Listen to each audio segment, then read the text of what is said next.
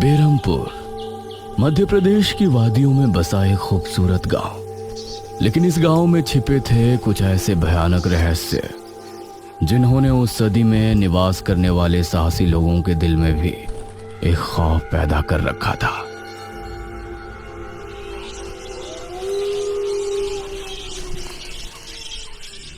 आज तो बहुत दिनों के बाद मित्रों से मिलना हो रहा है, बहुत आनंद आएगा।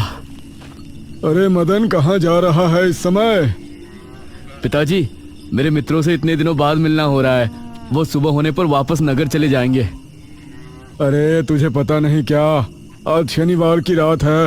आज के दिन निशिर मोलो गांव में घूमते हैं।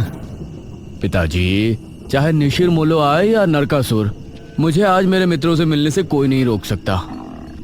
ठीक है, लेकिन ध्यान रहे, जैसे ही तुमको उनके कदमों की आहट सुनाई दे और उनका वो मंत्र जिसको वो दोहराते हुए आगे बढ़ते हैं, तो उन्हें बिना देखे किसी ऐसी जगह छिप जाना जहां से ना वो तुमको देख सके ना तुम उनको। और जब तक उनकी आवाज आना बंद ना हो जाए, उनके सामने नहीं आना। वो 4 भयानक आदमी होते हैं जो अपने कंधों पर एक ताबूत को उठाए होते हैं, और अगर कोई उन्हें देख ले तो वो जिंदा नहीं बचता। मुझे पता है पिताजी, अब मैं चलता हूँ। यह कहकर मदन घर से निकल गया, लेकिन उसके पिता के चेहरे पर उसकी फिक्र साफ नजर आ रही थी। निशिर मोलो आ जाएंगे और साथ ले जाएंगे। ऐसा लगता है कि हमारे गांव के लोग अभी भी दूसरी सदी में जी रहे हैं। वो तेज तेज कदमों के साथ आगे बढ़ रहा था। कुछ देर बाद उसे जंगल की तरफ एक पगडंडी वाला रास्ता नजर आया। यहां से जाऊंगा तो जल्दी पहुंच जाऊंगा, यहीं से आगे बढ़ता हूं। बिना ज्यादा सोचे वो जंगल के अंदर बने उस पगडंडी वाले रास्ते पर आगे बढ़ गया।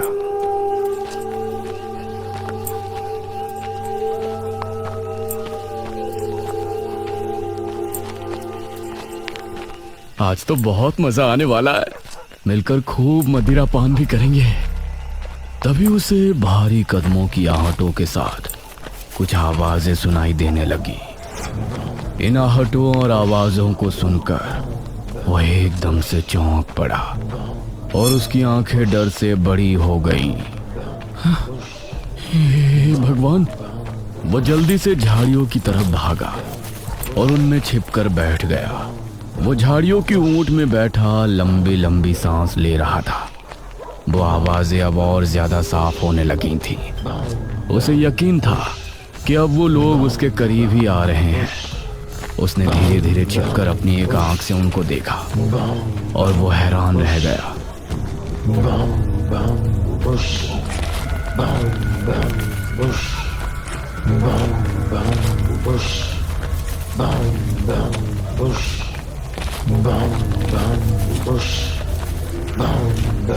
हे भगवान, मैंने इन्हें देख लिया। हाँ। मदन पूरी तरह से झाड़ियों में छिप गया और कुछ देर अपनी सांस तक रोके वहां छिपा रहा। फिर उसने धीरे से झांक कर देखा तो अब वो लोग कहीं नजर नहीं आ रहे थे। हाँ, लगता है चले गए। वो वहां से निकला और दोनों तरफ देखा तो वहां कोई नजर नहीं आया। हाँ, शुक्र है भगवान। उसने एक कदम बढ़ाया ही था कि तभी उसे फिर से वही आवाजें अपने ठीक पीछे से सुनाई देने लगी। उसने एक झटके से पलट कर देखा तो वो चारों ताबूत वाले शख्स ठीक उसके पीछे खड़े थे।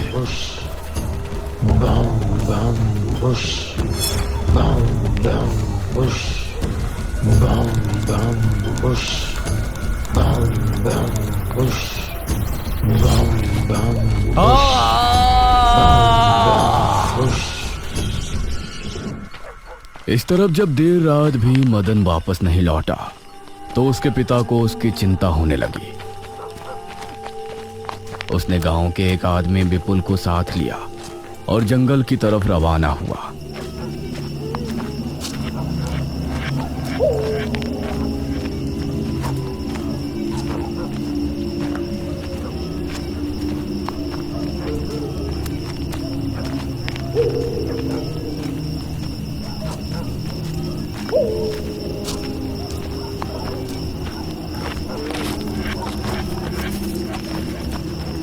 काफी देर बाद एक बरगद के पेड़ के पास जाकर उनके कदम रुक गए और आंखें खौफ से फट पड़ी।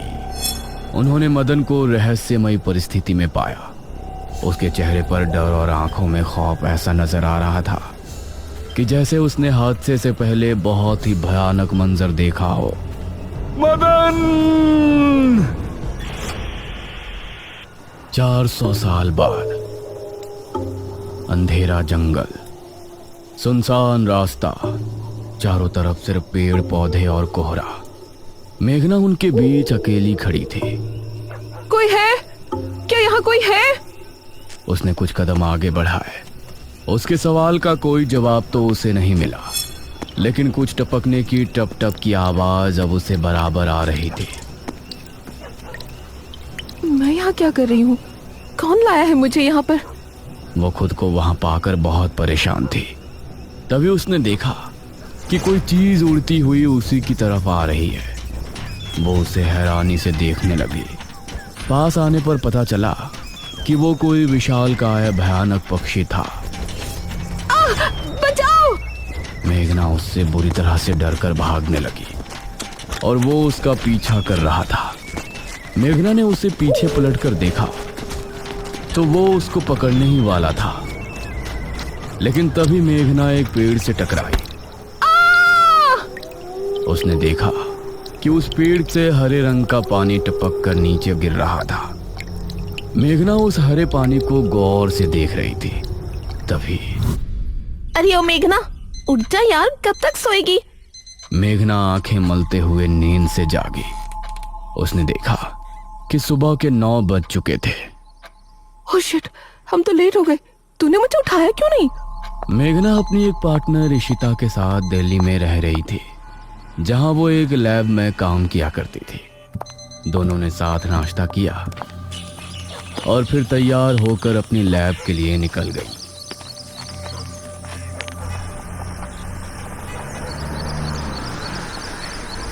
तेरा ऑमलेट खा खा कर मेरा पेट खराब हो चुका है। रोजाना कच्चा ही बनाकर दे देती है। शुक्र मना कि कच्चा भी खाने को मिल तो रहा है। तेरे भरोसे रहेंगे तो वो भी नहीं मिलने वाला। सोकर ही 9 बजे उठती है।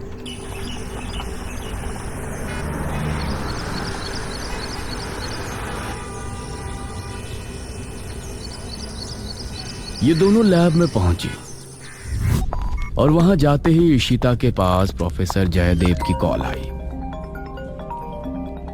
तुम दोनों ने इस बार बहुत समय ले लिया है। जो एंटीडोट बनाने का काम तुमको दिया था वो पूरा करोगे या नहीं? प्रोफेसर साहब, बस ये समझ लीजिए कि काम होने ही वाला है। आप हमें 3 दिन का समय और दीजिए। ये कहकर उसने कॉल काट दिया। तो इतने दिनों से प्रोफेसर को घुमा रही है, आखिर तू ये एंटीडोट तैयार करेगी कैसे? ये सुनकर इशिता ने एक किताब निकाली।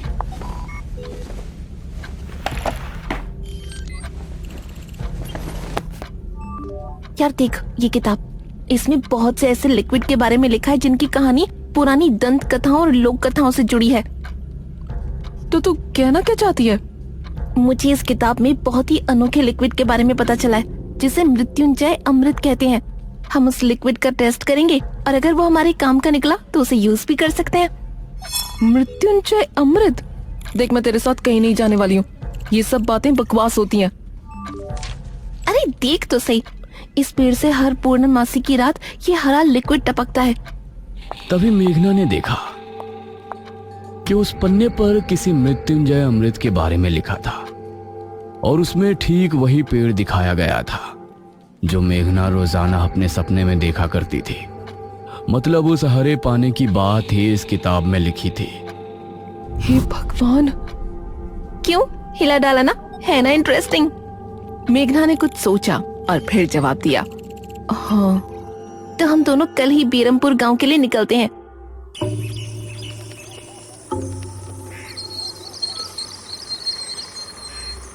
ये दोनों अगली सुबह ही बस से बेरमपुर के लिए निकल गई।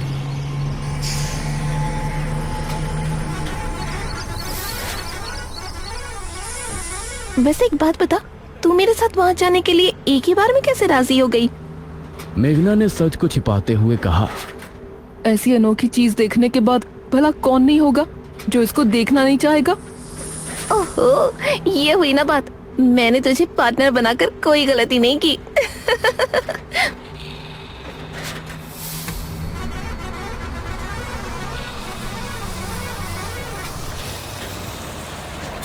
ये दोनों 5 घंटे के सफर के बाद एक जगह उतरी।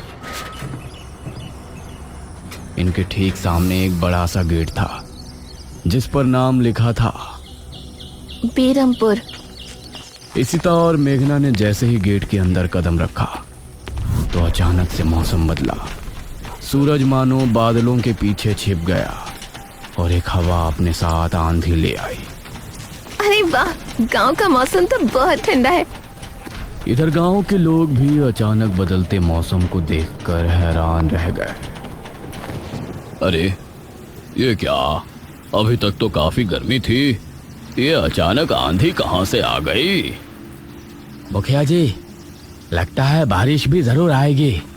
इधर मेघना और इशिता दोनों ही गांव की तरफ बढ़ रही थी। यार, ये गांव के लोग ठीक तो होंगे ना? गांव के लोग तो ठीक ही होते हैं, अजीब तो हम शहर वाले होते हैं। ये बात तो तूने बिल्कुल पते की कही। इशिता और मेघना दोनों गांव के चौक पर पहुंची। वहां एक कुआं भी था और वहीं मुखिया भी 2 आदमियों के साथ खड़ा था। अरे बच्चियों, तुम दोनों कौन हो? अब नमस्ते जी, मेरा नाम इशिता है और ये है मेरी दोस्त मेघना। अच्छा बेटा, वैसे हमारे गांव में किस वजह से आना हुआ? वो असल में वो अंकल, हम लोगों को अपनी स्टडी के लिए 5 गांवों के बारे में लिखना है, इसलिए हम लोग यहाँ आए हैं। इसके बाद और 4 गांवों में जाएंगे। ओह अच्छा, फिर तो ठीक है बच्चों, हम तुम्हारी जितनी हो सके उतनी मदद करेंगे। जी अंकल, क्या हमें यहाँ कुछ दिन के लिए रहने के लिए कोई घर मिलेगा किराए पर? अरे बच्चों, तुमको किराए की घर की क्या जरूरत है? तुम दोनों जब तक चाहो मेरे ही घर में रह सकती हो। ठकुराइन वैसे भी लड़कियों से बहुत प्यार करती है। जी शुक्रिया अंकल।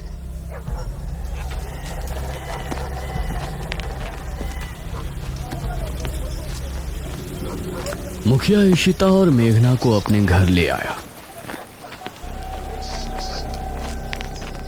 तभी घर के मंदिर में जल रहा दीपक बुझ गया। अजी सुनती हो ठकुराइन? जी आई। ठकुराइन कमरे से बाहर आई। नमस्ते आंटी। नमस्ते बेटा। ओ जी, ये प्यारी प्यारी बच्चियां कौन है? ये दोनों शहर से अपनी पढ़ाई के सिलसिले में आई हैं। हमारे गांव के बारे में लिखना चाहती हैं। वो क्या होता है रे, वो रिसर्च करने आए हैं। तभी वहां पर एक और लड़का आया।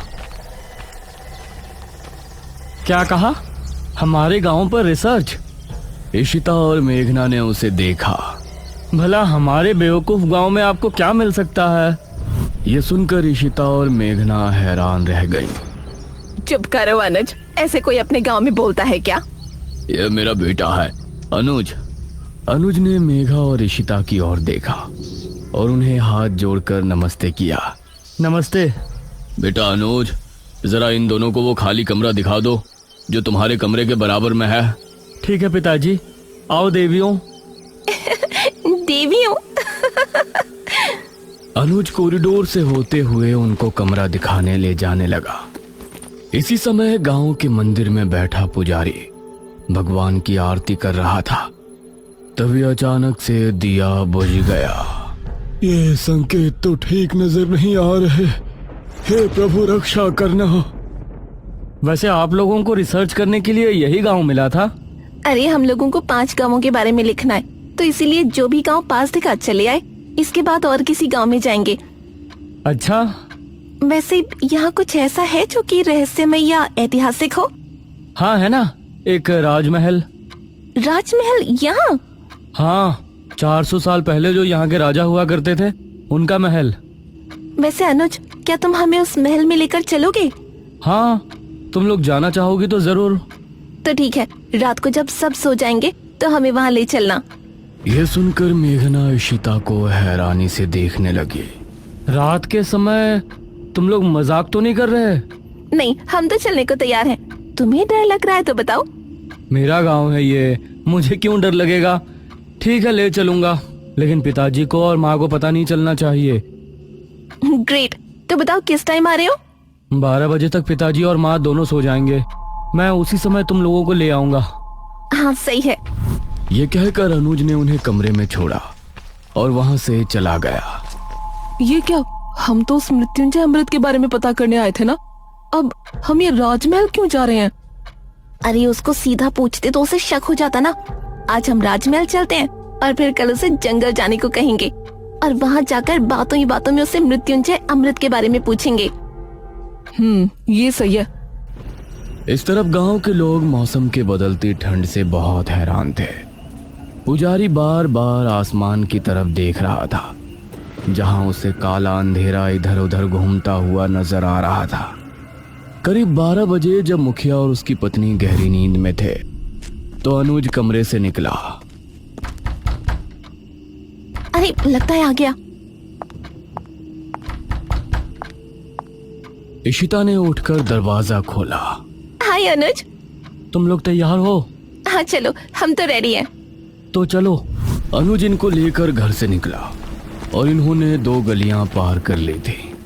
उफ, तुम्हारे गांव में हवा इतनी ज्यादा चलती है क्या? रोज तो नहीं चलती, लेकिन शहर की 2 लड़कियों के साथ लगता है उनके शहर का प्रदूषण भी आंधी के रूप में साथ आ गया। कुछ देर चलने के बाद ये तीनों एक बड़े से राजमहल के सामने खड़े थे, जिसे देखकर मेघना को कुछ याद आने लगा। ऐसा लगता है कि इस राजमहल को मैंने पहले कहीं देखा है। ये है राजमहल राजा सूरजभान का। वाकई में काफी आलीशान है। यह कहते हुए इशिता ने अपने कैमरे में उसकी एक फोटो ली।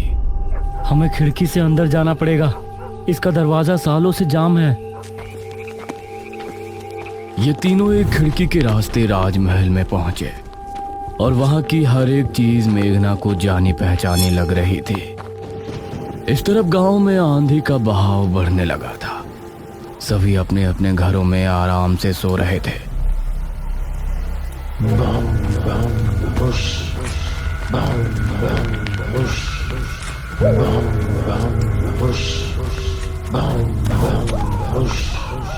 अरे ये आवाज तो निशिरमोलो। गांव के सभी लोगों के दिलों में खौफ उतर आया। उसी समय मुखिया के कमरे में गांव का पुजारी हड़बड़ाता हुआ पहुंचा। मुखिया जी उठिए। मुखिया चौंकता हुआ नींद से जागा। क्या हुआ पुजारी जी, इतनी रात में आप? गांव में निशीर मोलो की आवाज गूंज रही है, सब बहुत डरे हुए हैं। पुजारी जी, ये कैसे हो सकता है? निशीर मोलो यहाँ कैसे आ सकते हैं? वो तो कई सालों पहले सो गए थे। जरूर कुछ ऐसा हुआ है जिससे वो जाग उठे थे। हमारा मन बहुत विचलित हो रहा है। गांव के सभी लोग अपने अपने घरों में जाग चुके थे और डरे बैठे थे। यह आवाज सभी के दिलों में खौफ पैदा कर रही थी। मेघना, इशिता और अनुज तीनों इस बात से बेखबर राजमहल में घूम रहे थे। ये कैसी आवाज है? हाँ, मैंने भी सुनी। ऐसा लग रहा था कि कोई सिपाही भारी जूतों के साथ गलियारे में चहलकदमी कर रहा है, लेकिन दूर दूर तक कोई नजर नहीं आ रहा था। उसी समय गांव के 2 आदमी संपत और कप्ता जंगल की सरहद पर बैठे हुए जुआ खेल रहे थे। अरे संपत यार, चल घर चलते हैं, अब बहुत समय हो गया। ओहो, अब तू हार रहा है तो घर चलते हैं। अरे चुपचाप पूरी बाजी खेल, इससे पहले तो मैं तुझे जाने नहीं दूंगा। हाँ। यह सुनकर कप्ता फिर से उसके साथ पत्ते बांटने लगा। उन दोनों को यह आवाज सुनाई दी। तेज आंधी की हवाओं में उनकी आंखें बहुत मुश्किल से खुल रही थी। उन दोनों ने देखा कि सामने से 4 आदमी अपने कंधों पर एक ताबूत उठाए मंत्र पढ़ते हुए चले आ रहे हैं। संपत और कप्ता इससे पहले कुछ करते, वो चारों आकर उनके सामने रुक गए। हवा का रुख थोड़ा कम हुआ। वो चारों अपनी लाल चमकती आंखों से संपत और कप्ता को घूर रहे थे। इधर इशिता, मेघना और अनुज को एक दरवाजा खोलने की तेज आवाज सुनाई दी और वो चौंक पड़े। न जाने उस दरवाजे से कौन निकला, जिसको देखकर ये तीनों चौंक पड़े। वहीं संपत और कप्ता के सामने खड़े वो चारों शख्स जो कि निशूर मोलो थे। उनके कंधों पर रखा ताबूत खुल गया और उसके खुलते ही संपत और कप्ता की चीख पूरे गांव के लोगों ने सुनी, जिसे सुनकर सभी गांव के लोग डर गए। ये किसकी चीख थी जी? निशिर मोलो, ये चीख किसी अनहोनी की संकेत थी। निशिर मोलो आखिर कौन है? क्या है मृत्युंजय अमृत? और क्या संबंध है मेघना का इन सब से? इन सभी सवालों के जवाब जानने के लिए हमारे साथ जुड़े रहिए इस कहानी के अगले भाग में भी।